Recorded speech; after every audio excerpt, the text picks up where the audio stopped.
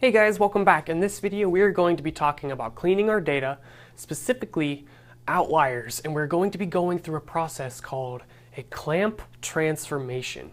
So when we have a particular feature, such as income, where there may be some outliers, we can go through something called a clamp transformation. And this is going to take the extremes and just kind of, just like scooch them over a little bit, scooch them over down to a more reasonable value. So we're not just deleting them, we're not saying, we're just going to make them more reasonable, okay? So this is kind of deceptive because it is kind of warping reality, especially if these outliers are legit, but it's nice to have a good, small range, and to not have any extreme outliers, as most people would have learned in any stats course or even small math courses. Outliers warp our data processing and can make things be represented inaccurately. For example, the range. If you take the biggest number and subtract the smallest number, well, if you have a super big outlier, your range is going to be much different. I'm not really like a stats pro or anything, in case you haven't noticed, so bear with me if my examples aren't always the best. But I do know that outliers are bad. So let's try to fix them and do it in a non-super destructive way, just sort of destructive. Okay, so we have a range of values here, and these are like low outliers, and these are high outliers. Essentially what we want to do is we just kind of want to just kind of bring it in a little bit. How much do we bring this down and bring this up?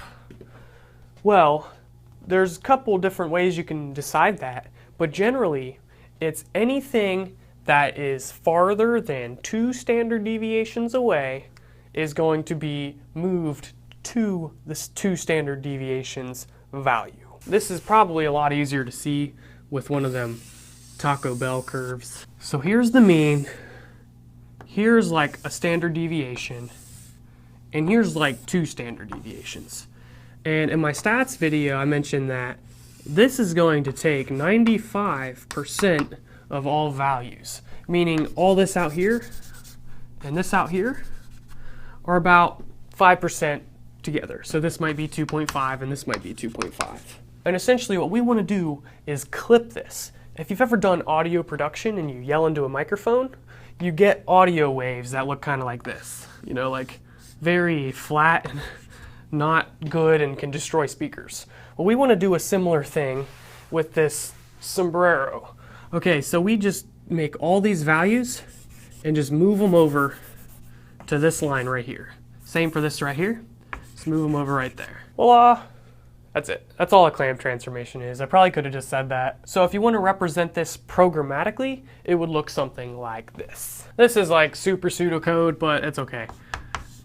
So if, and then whatever the value is, so you would do this inside of a while loop or a for loop to go over all of the values, and you would say if value is greater than 2 standard deviations away, then what I want to do is I want to make the value equal to whatever 2 standard deviations is away. Else if value is less than negative 2 standard deviations away, then we want the value to be negative 2 standard deviations away. And then finally, else, well, at this point you don't really have to do anything, but if you want to be explicit, you could say value equals value, which would probably just go away once you compiled it, but that's okay.